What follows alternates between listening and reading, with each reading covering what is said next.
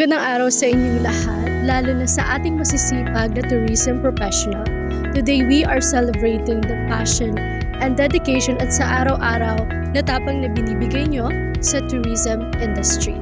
Kung ikaw man ay nasa front desk, tour guide, or housekeeping, you know that this is not just about work, but this is a passion, dedication, care, and create memorable experiences.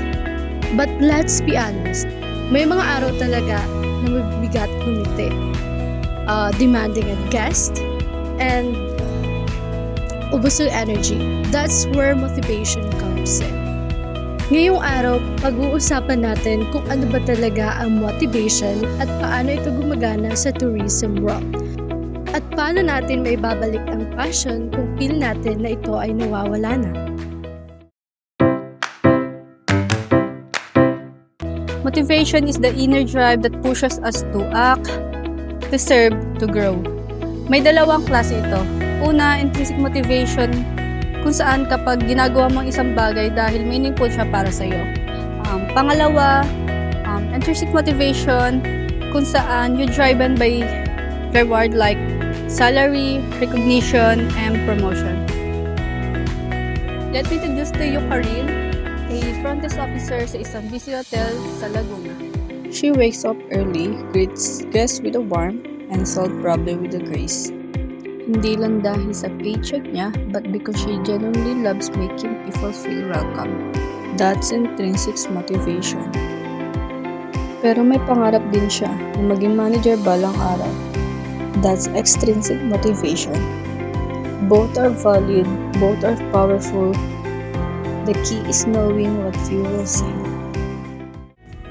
Now, let's look at motivation through Maslow's hierarchy of needs, a pyramid of human behavior. Una, psychological needs, tulad ng pagkain, pahinga at sweldo.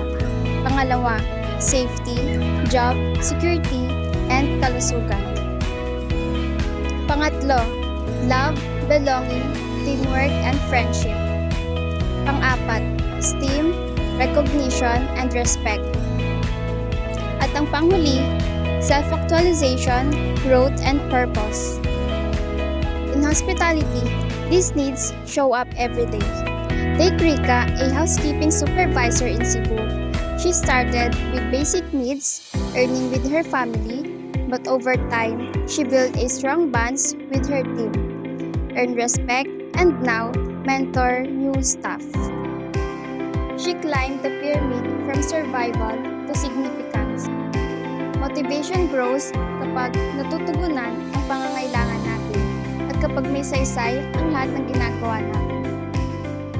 Pero paano kung hindi na natutugunan ang mga pangangailangan mo? Paano kung pagod ka na o hindi na napapansin? O para bang wala nang silbi ang mga ginagawa mo? Let's step into a real-life situation. Tingnan natin kung paano muling nabubuhay ang motivation even during the hardest moments. Pagod na ako. Lagi na lang akong double shift. Wala naman nakakapansin. I'm losing my drive. Karil, your feelings are valid. Let's just start small. What is the one thing you love about your work? I love seeing guests smile when I help them. That's your spark. Let's reconnect with that. Try mo mag-set ng isang goal this week na magpapasaya sa'yo. Siguro, magsusulat ako ng isang guest compliment kada araw. Perfect yan. At kausapin natin yung manager mo because you deserve to be seen and appreciated. Thank you. Parang gumana yung pakaramdam ko. Kailangan ko lang pala ng paalala kung bakit ako nagsimula.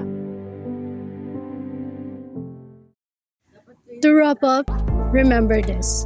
Tourism and hospitality is hard work and motivation is heartbeat.